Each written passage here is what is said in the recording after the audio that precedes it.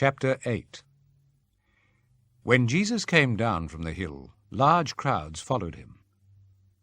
Then a man suffering from a dreaded skin disease came to him, knelt down before him and said, "Sir, if you want to, you can make me clean."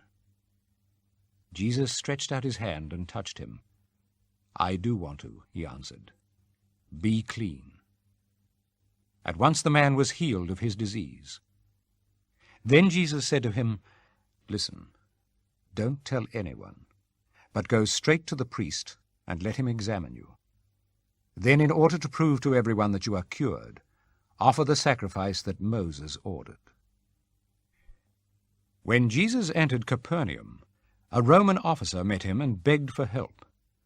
"Sir, my servant is sick in bed at home, unable to move and suffering terribly." "I will go and make him well," Jesus said.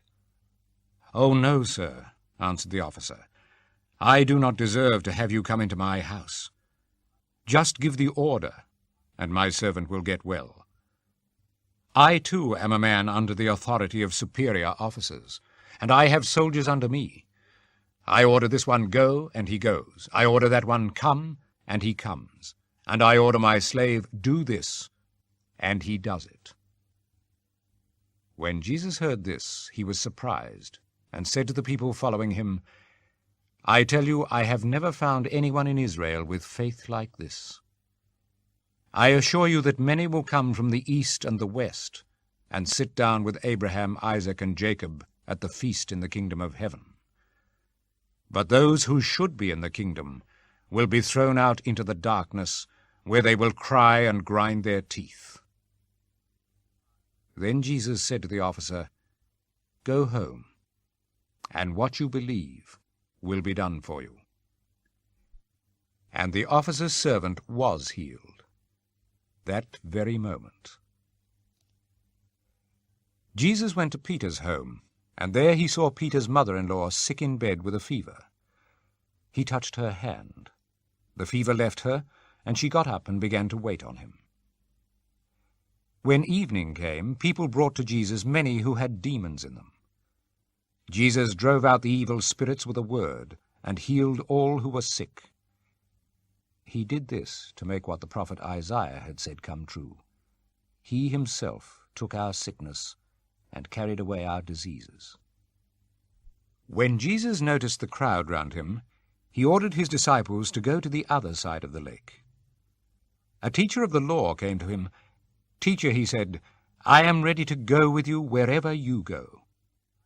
Jesus answered him, "Foxes have holes, and birds have nests, but the Son of Man has nowhere to lie down and rest." Another man, who was a disciple, said, "Sir, first let me go back and bury my father." "Follow me," Jesus answered, "and let the dead bury their own dead." Jesus got into a boat, and his disciples went with him. Suddenly a fierce storm hit the lake, and the boat was in danger of sinking.